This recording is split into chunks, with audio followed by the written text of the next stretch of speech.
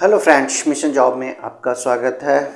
दोस्तों, सफल होना है तो अगर आप क्रिकेट देखते हैं तो धोनी से ज़रूर सीखें। क्या सीखें? अंतिम बॉल तक, अंतिम गेंद तक हार नहीं मानने का। अंतिम गेंद तक चाहे टाई क्यों ना हो, लेकिन हार नहीं मानने का वो हिम्मत, वो जज्बा अपने आप में पैदा कीजिए, तभी आप सफल होंगे।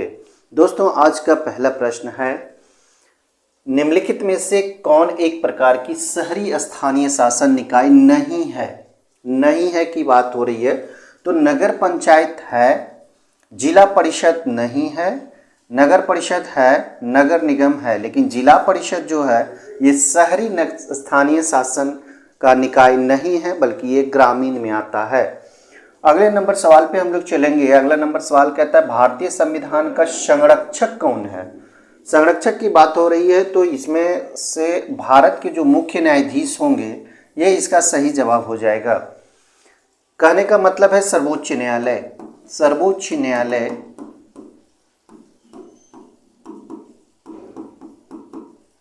ठीक है, सर्वोच्च न्यायालय।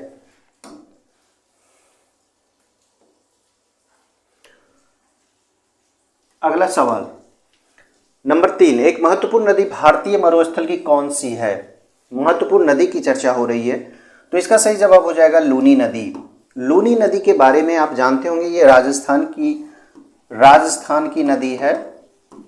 राजस्थान में ही निकलती है और राजस्थान में ही खत्म हो जाती है। यह अरावली पर्वत से निकलती है। यह जो नदी है ये अरावली पर्वत से निकलती है और यह कच्छ में जाके समा जाती है, यानी कि कच्छ में ही खत्म हो जाती है। ठीक है, कहाँ समाप्त हो जाती है? कच्छ में यह समाप्त हो जाती है। अगर ब्यास नदी की चर्चा करें तो ब्यास नदी हिमाचल प्रदेश में निकलती है। ठीक है, हिमाचल प्रदेश की यह नदी है ब्यास। कृष्णा नदी की अगर हम बात करें तो यह महाबलेश्वर से निकलती है। महाबलेश्वर से निकलने वाली नदी है। नर्मदा की बात करें तो यह अमरकंटक से निकलती है। अमरकंटक से निकलती है जो कि एमपी में है, मध्य प्रदेश में है। एमपी में है, मध्य प्रदेश में। महाबलेश्वर की बात करें तो यह महाराष्ट्र में है। ठीक है, और ये अमरकंटक के एमपी से निकलती है, मध्य प्रदेश से निकलती है। उसके बाद आगे देखेंगे, चौथा नंबर, भारत की किस नदी को वृद्ध गंगा कहा जाता है? चौथा सवाल है, वृद्ध गंगा किसे कहा जाता है, किस नदी को? तो देखिए, प्रायद्वीपीय भारत की जो नदियां हैं, दक्षिण भारत उसको कह सकते हैं कि जो नदियां हैं जैसे कि कृष्णा है, कावेरी है, गोदावरी है, ये दक्षिण भारत की नदियां हैं। और दक्षिण भारत की नदियों में से जो गोदावरी नदी है यह दक्षिण भारत की सबसे लंबी नदी से कहा जाता है। दक्षिण भारत की लंबी नदी, दक्षिण भारत की लंबी नदी इसे कहा जाता है। हर पॉइंट को आप नोट करते जाएं। त्र्यंबकेश्वर से यह निकलती है गोदावरी, और गोदावरी की अगर चर्चा करें तो गोदावरी को इसे दक्षिण की गंगा भी कहा जाता है। दक्षिण की गंगा भी कहा जाता है, दक्षिण की गंगा भी कहा जाता है, और वृद्ध गंगा भी गोदावरी को ही कहा जाता है। उसके बाद अगर बात करें तो ये दक्षिण भारत की दूसरी सबसे बड़ी नदी है। दक्षिण भारत की दूसरी सबसे नदी है, दक्षिण भारत की दूसरी सबसे लंबी नदी, लंबी। ठीक है, उसी तरह से कावेरी नदी है, ये तीसरी सबसे लंबी नदी है। तीसरी सबसे लंबी नदी किधर? दक्षिण भारत की हम बात कर रहे हैं, प्रायद्वीपीय भारत की हम बात कर रहे हैं। नर्मदा प्रायद्वीपीय भारत की नदी नहीं मानी जाती है। आगे देखेंगे, भारत के किस राज्य में लोनार झील है? लोनार झील की बात अगर हम यहाँ पे करें तो ये महाराष्ट्र में है। लोनार झील कहाँ है? महाराष्ट्र में है। दोस्तों, अभी तक आपने सब्सक्राइब नहीं किया है, चैनल को सब्सक्राइब कर लें और शेयर जरूर करें। दोस्तों, नोटिफिकेशन को ऑन इसलिए कर लें कि हर वीडियो का नोटिफिकेशन आपको सबसे पहले मिले। दोस्तों, जीएस के डिस्कशन के साथ आपको हर टॉपिक की तैयारी कराई जा रही है और हर टॉपिक की तैयारी कराई जाएगी। किसी भी प्रतियोगिता परीक्षा में आप तैयारी क्यों ना कर रहे हो, चाहे वह बिहार पुलिस हो, बिहार दरोगा हो, बीपीएससी 69 हो, उसमें भी सारे क्वेश्चंस आपको मिलेंगे। जीएस के जो भी प्रश्न वहाँ पूछे जाते हैं, चाहे आप फिर टीचर्स की तैयारी क्यों ना कर रहे हो, हर यूपी पुलिस की अगर आप तैयारी कर रहे हो, आप रेलवे की तैयारी कर रहे हो, या फिर रेलवे का जो वैकेंसी आने वाला है आरपीएफ का, हर प्रतियोगिता परीक्षा के लिए यह रामबाण का काम करेगा। आगे देखेंगे 6ठा नंबर, राष्ट्रमंडल खेलों का आयोजन भारत में किस वर्ष किया गया था। और हाँ दोस्तों, अगर पढ़ाने का ये जो तरीका है अगर आपको पसंद है तो कमेंट जरूर करें, लाइक करना ना भूलें। राष्ट्रमंडल खेलों का आयोजन भारत में किस वर्ष, भारत में पूछा जा रहा है तो यह 2010 में किया गया था। भारत में राष्ट्रमंडल खेलों का आयोजन कब किया गया था, 2010 ईस्वी में किया गया था। राष्ट्रमंडल खेलों की अगर हम बात करें तो इसे कॉमनवेल्थ गेम भी कहा जाता है, कॉमनवेल्थ गेम्स से इसे जाना जाता है, कॉमनवेल्थ गेम्स, ठीक है, कॉमनवेल्थ गेम्स भी इसे कहा जाता है। राष्ट्रमंडल खेलों को अंग्रेजी में कहा जाता है।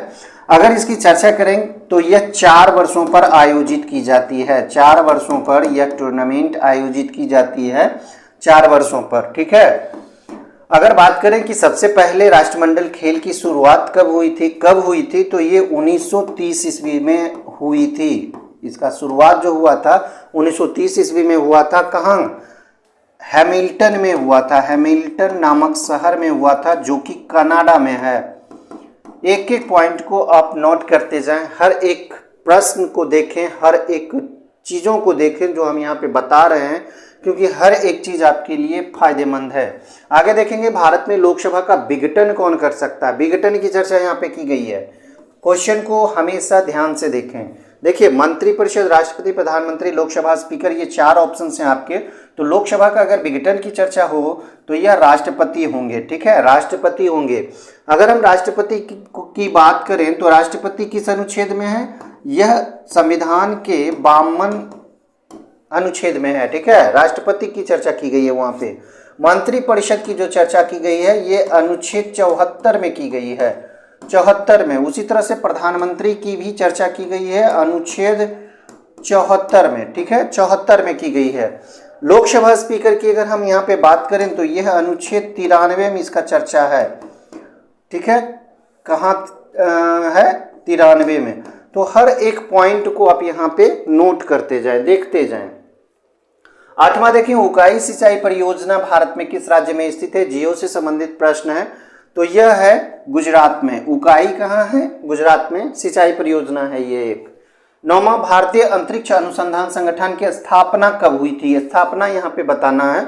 तो स्थापना की अगर बात करें तो यह वर्ष 1969 ईस्वी में हुआ था। भारतीय अंतरिक्ष अनुसंधान संगठन किससे बोला जाता है, इससे आप रूबरू होंगे, इसे इसरो बोला जाता है, इसरो।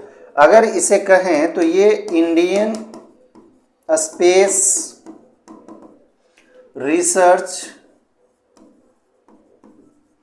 ऑर्गेनाइजेशन,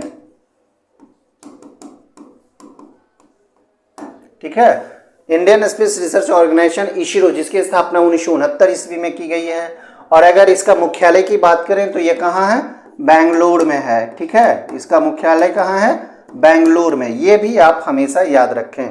आगे देखें 10वां नंबर सवाल, संविधान की प्रारूप समिति के चेयरमैन यानी कि अध्यक्ष कौन थे, संविधान सभा के।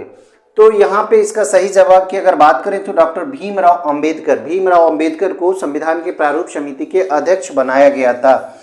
महात्मा गांधी की बात करें तो ये संविधान सभा के किसी भी सदस्य कह सकते हैं, ये अध्यक्ष नहीं थे।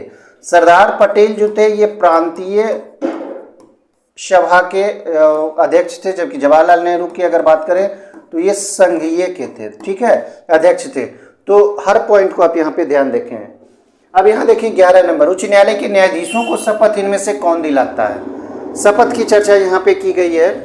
तो उच्च न्यायालय, ध्यान दें, उच्च न्यायालय, उच्चतम न्यायालय नहीं है, उच्च न्यायालय यानी कि हाईकोर्ट के जज को शपथ कौन दिलवाता है, तो ये हो जाएंगे राज्यपाल, राज्यों के जो राज्यपाल होते हैं, क्योंकि उच्च न्यायालय जो होते हैं वो राज्य में होते हैं और राज्य में राज्यपाल होते हैं, न्यायाधीशों को शपथ दिलाते हैं। मुख्यमंत्री की भी शपथ राज्यपाल ही दिलवाते हैं। जबकि अगर बात करें सर्वोच्च न्यायालय के मुख्य न्यायाधीश की, तो इसके जो शपथ दिलाते हैं ये राष्ट्रपति दिलाते हैं। आगे देखें 12 नंबर, इनमें से हिमालय की श्रेणी में सबसे प्राचीनतम पूछ रहा है। हिमालय श्रेणी में सबसे प्राचीनतम, तो सबसे प्राचीनतम की अगर हम यहाँ पे बात करें तो ये है बृहत हिमालय श्रेणी। बृहत हिमालय श्रेणी जो है ये सबसे प्राचीनतम श्रेणी में आता है। जबकि शिवालिक की अगर बात करें यह नवीनतम श्रेणी है, नवीनतम श्रेणी, ठीक है, ये नवीनतम श्रेणी शिवालिक कहलाती है। जबकि अगर सबसे प्राचीन की बात करें तो बृहत हिमालय है। लोहे के ऊपर इनमें से कौन सा लेप लगाने पर गैल्वेनाइज, जिसको हम लोग गैल्वेनाइज लोहा भी कहते हैं, दौरान किया जाता है? तो इसका सही जवाब हो जाएगा जिंक, जिसे हम लोग हिंदी में जस्ता भी कहते हैं। ठीक है, आगे देखें 14, निम्न में से कौन सा पदार्थ अतिशीतित द्रव इनमें से होता है? देखिए कौन सा पदार्थ अतिशीतित द्रव होता है, तो ये अमोनिया होता है। आगे, घरेलू फ्रीज में सामान्यतः इनमें से कौन सा प्रशीतक उपयोग में किया जाता है? घरेलू फ्रीज में जो प्रशीतक यूज किया जाता है ये फ्रीऑन होता है। ठीक है, इसे याद रखें, फ्रीऑन होता है। बहुत इंपॉर्टेंट सवाल सारा आज 50 का जो जीएस रखा गया है ये सभी के सभी इंपॉर्टेंट है और आपके लगभग सभी टॉपिक को कवर करते हैं, आपके लिए बहुमूल्य है। लौह इनमें से एक क्या है? देखिए ध्यान से ऑप्शन को पढ़िए, ऑप्शन पढ़ने के बाद आपको यहां टिक करना है, प्राकृतिक बहुलक इसका सही जवाब हो जाएगा। आगे देखें 17, यूरिया के अंदर नाइट्रोजन की प्रतिशत बताना है, कितनी होती है? तो ये तो एकदम आसान है, 46%, लेकिन इंपॉर्टेंट भी है। ठीक है, आगे, मानव निर्मित प्रथम कृत्रिम रेशा इनमें से कौन सा है? तो मेरे ख्याल से तो ये नायलॉन है। आप कमेंट जरूर करें दोस्तों, प्रैक्टिस ही हर प्रश्न को आसान बना देता है।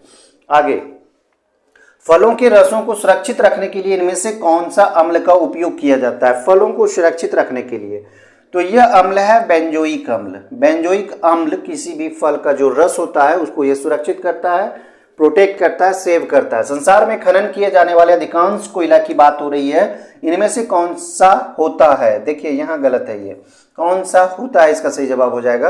देखिए कोयला जो होता है, कोयला की श्रेणी जो होता है वो 4 प्रकार के होते हैं। कोयले की जो श्रेणी होती है वो 4 प्रकार के होते हैं। अगर सबसे उत्तम कोटि की कोयला की बात करें तो ये एंथ्रासाइट होता है, उत्तम कोटि का कोयला, उत्तम कोटि का कोयला इसे कहा जाता है। ठीक है, उत्तम कोटि का कोयला एंथ्रासाइट। अगर सबसे निम्न कोटि का कोयला की अगर बात करें तो ये पीट होता है, पीट जो होता है निम्न कोटि का कोयला होता है। ये दोनों याद रखें, उत्तम कोटि का कोयला एंथ्रासाइट होता है जबकि निम्न कोटि का कोयला जो होता है वो पीट होता है। लिग्नाइट जो होता है तमिलनाडु में सर्वाधिक मात्रा में पाया जाता है। भारत के कहाँ? तमिलनाडु में। तमिलनाडु में लिग्नाइट कोयला बहुत अधिक मात्रा में पाया जाता है, लेकिन कार्बन का प्रतिशत जो होता है इसमें बहुत कम होता है। और बिटुमिन्स कोयला जो होता है, अधिकांश कोयला बिटुमिन्स कोयला ही होता है जो निकलता है खान से। वाहनों से निकलने वाली प्रदूषित गैस इनमें से मुख्य रूप से कौन सी है? प्रदूषित गैस जो कि वाहन गाड़ियों से निकलता है तो यह है कार्बन मोनोऑक्साइड। यह कौन सा गैस है? कार्बन मोनोऑक्साइड है, यानी कि CO। आगे देखेंगे 22, निम्नलिखित में से कौन हाइड्रोजन का समस्थानिक नहीं है? समस्थानिक की बात हो रही है, ये बहुत बेहद इंपॉर्टेंट है, बार बार परीक्षाओं में ये पूछ लिए जाते हैं। तो समस्थानिक की अगर हम बात करें तो हाइड्रोजन का समस्थानिक प्रोटियम है, ठीक है, ट्राइटियम है, ठीक है, इट्रियम नहीं है, यानी कि आपका सही जवाब हो जाएगा इट्रियम। नहीं है की चर्चा हो रही है तो इट्रियम हो जाएगा। हाइड्रोजन के 3 समस्थानिक होते हैं। कितने समस्थानिक होते हैं? 3 समस्थानिक होते हैं हाइड्रोजन की समस्थानिक। एक प्रोटियम हो गया, दूसरा ट्राइटियम हो गया और तीसरा है ड्यूटेरियम।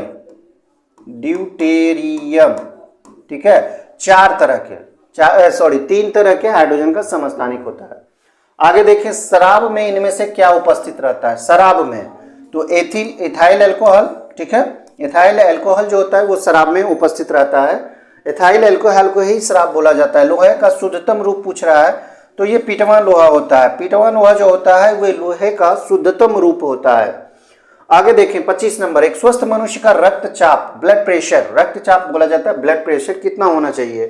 तो ये 120/80 होना चाहिए, 120/80। आलू में मोजाइक रोग का कारक तत्व क्या है? तो यह विषाणु से होता है। मोजाइक रोग जो होता है यह विषाणु से होता है। अगला देखेंगे 27, खसरा निम्नलिखित संक्रमण के कारण होता है। खसरा, खसरा की यहाँ पे चर्चा की जा रही है। खसरा रोग जो होता है ये विषाणु से होने वाला रोग यानी कि वायरस से होने वाला रोग है। निम्नलिखित में कौन ऊष्मा का सबसे कम चालक है? ऊष्मा का सबसे कम की बात हो रही है, तो सबसे कम जो चालक है ये शीशा है, सबसे कम चालक होता है। जबकि चांदी की अगर बात करें तो सबसे अधिक चालक तत्व है ये चांदी, और सबसे कम यहाँ शीशा हो जाएगा। आगे देखें, डेसिबल इकाई का प्रयोग किया जाता है। डेसिबल, तो डेसिबल किया जाता है ध्वनि की तीव्रता के लिए। ध्वनि की तीव्रता मापनी हो तो डेसिबल का प्रयोग किया जाता है। वाहनों में स्नेहक तेल का प्रयोग किया जाता है, तो वाहन में जो स्नेहक तेल का प्रयोग किया जाता है घर्षण को कम करने के लिए। द्रव चालित ब्रेक निम्नलिखित में से किस सिद्धांत पर काम करते हैं? द्रव चालित ब्रेक की बात हो रही है, तो ये पास्कल के सिद्धांत को फॉलो करता है। पास्कल का सिद्धांत ही यहाँ सही जवाब हो जाएगा। निम्नलिखित में से कौन सा मंदिर वास्तुकला की द्रविड़ शैली की विशेषता है? वास्तुकला की द्रविड़ शैली की विशेषता मंदिर में पूछा जा रहा है, तो ये शिखर भी हो जाएगा और विमान भी हो जाएगा, लेकिन मेनली रूप से इसका सही जवाब विमान ही होगा, जिसे विमान ही कहा जाता है। दादा साहब फाल्के पुरस्कार की शुरुआत कब हुई थी? तो दादा साहब फाल्के पुरस्कार की शुरुआत की अगर चर्चा करें तो यह 1969 ईस्वी में इसकी शुरुआत की गई थी, और सबसे पहला जो दादा साहब फाल्के पुरस्कार दिया गया था वो देविका रानी को दिया गया था। ये भी आप याद रखें, देविका रानी को सबसे पहला दादा साहब फाल्के पुरस्कार से नवाजा गया था। अंतर्राष्ट्रीय स्वतंत्रता प्रेस दिवस कब मनाया जाता है? प्रेस दिवस की बात हो रही है, तो स्वतंत्रता ये अंतर्राष्ट्रीय स्वतंत्र प्रेस दिवस 3 मई को मनाया जाता है। अब यहाँ देखें, विश्व जैव विविधता दिवस आप याद रखें, ठीक है, ये 22 मई को मनाया जाता है। विश्व जैव विविधता दिवस 22 मई को मनाया जाता है। चित्रकला की गंधार शैली का सूत्रपात किसके द्वारा किया गया था? तो ये महायान संप्रदाय हो जाएगा। इंपॉर्टेंट सवाल आज है। आज देखिए, कुतुब मीनार के पास स्थित लौह स्तंभ किस राजा ने बनवाया था? लौह स्तंभ की चर्चा की जा रही है, तो ये चंद्रगुप्त द्वितीय के द्वारा बनाया गया था। चंद्रगुप्त द्वितीय किसे कहा जाता है? विक्रमादित्य को ही चंद्रगुप्त द्वितीय के नाम से जाना जाता है, और यह गुप्त वंश का शासक था। यह किस वंश का शासक था? गुप्त वंश का शासक था। समुद्रगुप्त की अगर हम यहाँ पे चर्चा करें तो समुद्रगुप्त को कविराज की संज्ञा दी गई है। कविराज इसे कहा जाता है, समुद्रगुप्त को कविराज भी कहा जाता है, ठीक है। और इसे भारत का नेपोलियन भी कहा जाता है, भारत का नेपोलियन भी कहा जाता है। अश्वमेध यज्ञ भी यह किया था। स्कंदगुप्त, रामगुप्त सब गुप्त वंश के शासक हैं। तो कुतुब मीनार के पास लोहा स्तंभ की, तो ये चंद्रगुप्त द्वितीय हो जाएगा। और कुतुब मीनार की बात करें तो इसका निर्माण किसने किया था? तो ये कुतुबुद्दीन ऐबक के द्वारा किया गया था। कुतुबुद्दीन ऐबक के द्वारा इसका स्थापना किया गया, निर्माण किया गया था। और जिसे पूरा किया था इल्तुतमिश इसे पूरा किया था, ये भी याद रखें, इल्तुतमिश ही इसे पूरा किया था। अगला सवाल, मुगल साम्राज्य की नींव किस लड़ाई के बाद मानी जाती है? इतिहास में ये प्रश्न है, मुगल साम्राज्य की नींव किस लड़ाई से मानी जाती है? तो पहले युद्ध जो हुआ था पानीपत का प्रथम लड़ाई, यही युद्ध मुगल साम्राज्य की नींव मानी जाती है। यह लड़ाई जो हुआ था 1526 ईस्वी में हुआ था, ठीक है। किसके किसके बीच में हुआ था? तो ये हुआ था बाबर और इब्राहिम लोदी के बीच में, ठीक है। जिसमें इब्राहिम लोदी मारा गया था और बाबर जीता था। और पानीपत के प्रथम लड़ाई से ही मुगल वंश की नींव पड़ी थी। पानीपत की द्वितीय लड़ाई की बात करें तो यह 1556 ईस्वी में हुआ था। और यह किसके बीच में हुआ था? 1556 ईस्वी में हुआ था। और ये हुआ था अकबर और हेमू के बीच में, ये भी याद रखें जरूर, ठीक है। अकबर वर्सेस हेमू, जिसमें अकबर की जीत हुई थी। प्लासी की लड़ाई की बात करें तो यह 1757 ईस्वी में हुआ था। बंगाल का जो नवाब था सिराजुद्दौला और रॉबर्ट क्लाइव के बीच में हुआ था, जिसमें सिराजुद्दौला की हार हुई थी अपने सेनापति मीर जाफर के धोखा के कारण। बक्सर की लड़ाई की बात करें तो यह 1764 ईस्वी में हुआ था। हर पॉइंट को आप नोट करते जाएं। बक्सर की लड़ाई 1764 ईस्वी में हुआ था और अंग्रेज की तरफ से लड़ा था हेक्टर मुनरो। और अगर इधर की बात करें, भारतीय की तरफ से अगर बात करें, तो इसमें 3 सेना लड़े थे। एक अवध के नवाब शुजाउद्दौला लड़ा था, मीर कासिम लड़ा था जो कि बंगाल का नवाब था, और एक शाह आलम द्वितीय लड़ा था जो कि मुगल शासक था उस समय। तो बक्सर की लड़ाई में भी भारतीयों की हार हुई थी और वहाँ पे हेक्टर मुंडो की जीत हुई थी। आगे देखेंगे 39 नंबर सवाल, शिवाजी के प्रशासन में पेशवा किसे कहा जाता है? पेशवा की बात करें तो पेशवा प्रधानमंत्री से संबंधित था, पेशवा प्रधानमंत्री को ही बोला जाता था। शिवाजी की अगर हम बात करें तो शिवाजी का जो राज्याभिषेक हुआ था, राज्याभिषेक, इसे याद रखें, ये बहुत इंपॉर्टेंट है। शिवाजी का जो राज्याभिषेक हुआ था ये हुआ था 74 ईस्वी में, 74 ईस्वी में हुआ था, 1674 ईस्वी में। और कहाँ हुआ था ये भी याद रख रहे, ये हुआ था रायगढ़ में, ठीक है, रायगढ़ में हुआ था। आगे देखेंगे, किस व्यक्ति को द्वितीय अशोक कहा जाता है? द्वितीय अशोक की यहाँ पे चर्चा की जा रही है।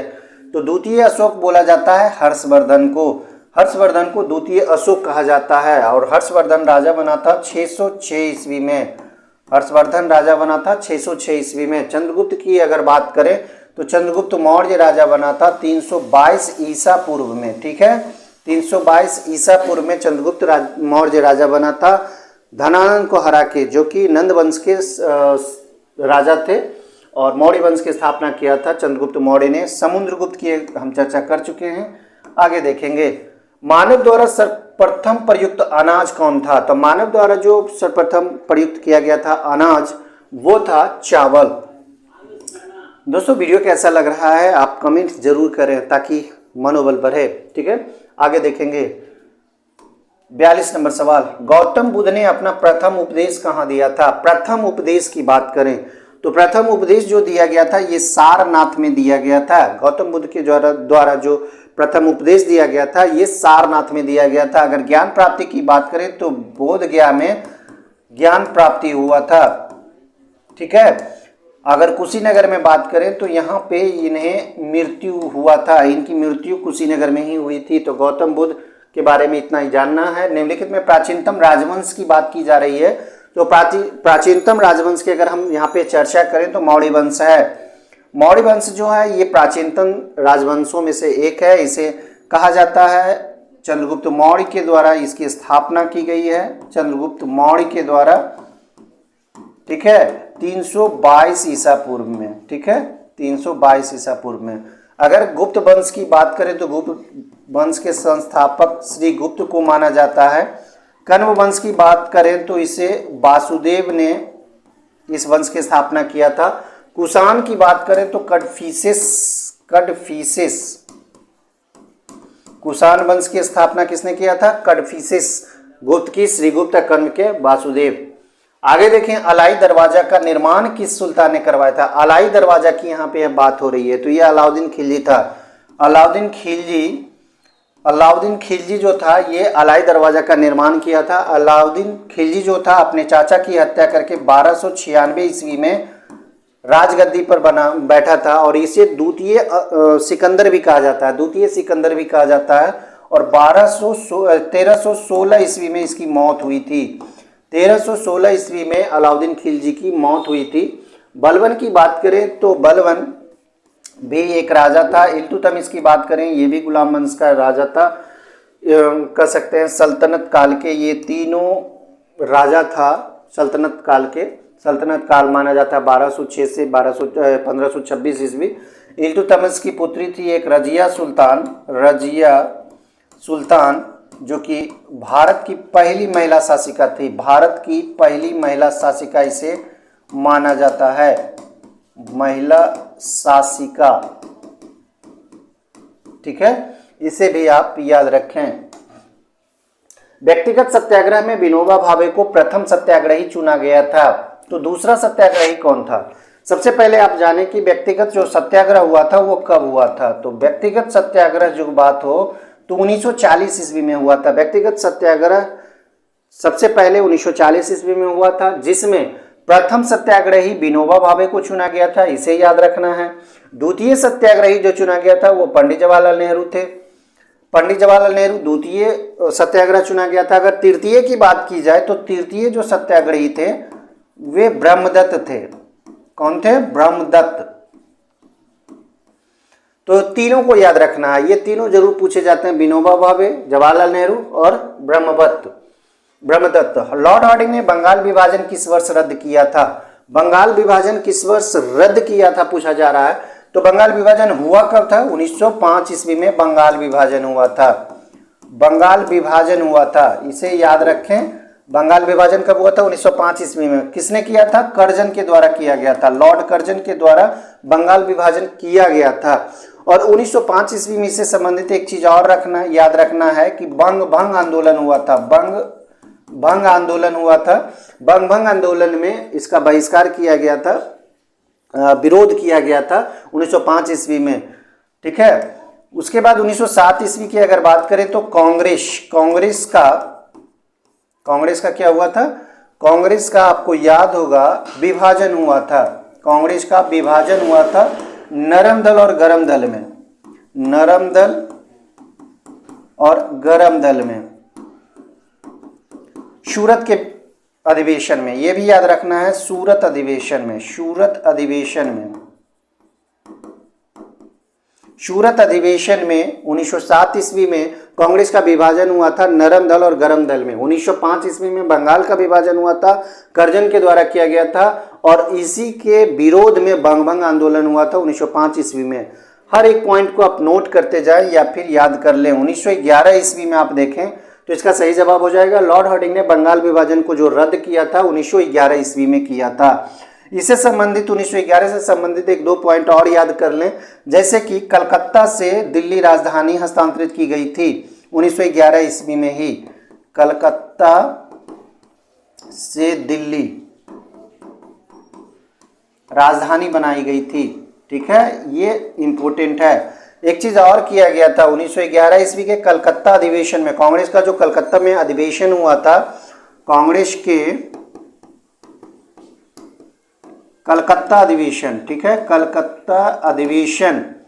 कलकत्ता का जो अधिवेशन हुआ था, इसमें जनगण मन गाया गया था। जनगण मन यानी कि राष्ट्रगान सबसे पहले गाया गया था 1911 ईस्वी में। तो हर एक पॉइंट को आप याद करते जाए। आगे देखें, मुस्लिम लीग का प्रथम अध्यक्ष कौन था? मुस्लिम लीग की स्थापना की अगर हम चर्चा करें तो मुस्लिम लीग की स्थापना 1906 ईस्वी में की गई थी। कहाँ की गई थी ये भी याद रखें, ये ढाका में इसकी स्थापना की गई थी। ढाका में, ठीक है, 1906 ईस्वी में ढाका में की गई थी। और इसका जो संस्थापक था तो यह था सलीमुल्लाह, इसे कहा जाता है सलीमुल्लाह। ये भी याद रखें। ठीक है, मुस्लिम लीग का प्रथम अध्यक्ष कौन था? तो इसे आगा खां को माना जाता है। मुस्लिम लीग का प्रथम अध्यक्ष था। 1906 ईस्वी में इसकी स्थापना ढाका में की गई थी। किसने मुगल साम्राज्य की राजधानी को आगरा से दिल्ली हस्तांतरित की थी? आगरा पहले राजधानी था, उसके बाद उसको राजधानी दिल्ली ले गया था, तो यह शाहजहां है। शाहजहां राजधानी को आगरा से दिल्ली हस्तांतरित किया था। और अगर आगरा की बात हम यहाँ पे करें तो आगरा का स्थापना किसने किया था? यह सिकंदर लोदी के द्वारा किया गया था। सिकंदर लोदी के द्वारा आगरा शहर की स्थापना की गई थी। सिकंदर लोदी के द्वारा। हर एक पॉइंट आपके लिए बेहद इंपॉर्टेंट है। हल्दी घाटी का युद्ध कब लड़ा गया था? हल्दी घाटी का युद्ध, तो हल्दी घाटी का जो युद्ध लड़ा गया था ये 1576 ईस्वी में लड़ा गया था। किसके बीच में लड़ा गया था? तो यह लड़ा गया था महाराणा प्रताप, ठीक है, महाराणा प्रताप और किसके बीच में लड़ा गया था? अकबर के बीच में लड़ा गया था। हालांकि अकबर खुद यहाँ पे लड़ाई करने नहीं आया था, बल्कि इसके सेना आया था, और सेना का जो नेतृत्व किया था वो मान सिंह था। ठीक है, सेना का नेतृत्व किसने किया था? मान सिंह ने किया था, और महाराणा प्रताप से युद्ध हुआ था। आज का लास्ट 50वां प्रश्न, पिट्टा ड्यूरा का आरंभ किसने किया था? पिट्टा ड्यूरा एक कला है जो जहांगीर के द्वारा शुरू किया गया था। जहांगीर के द्वारा शुरू माना जाता है। तो दोस्तों का वीडियो कैसा लगा, क्लास कैसा लगा, लाइक और कमेंट कर जरूर बताएं। जय हिंद दोस्तों।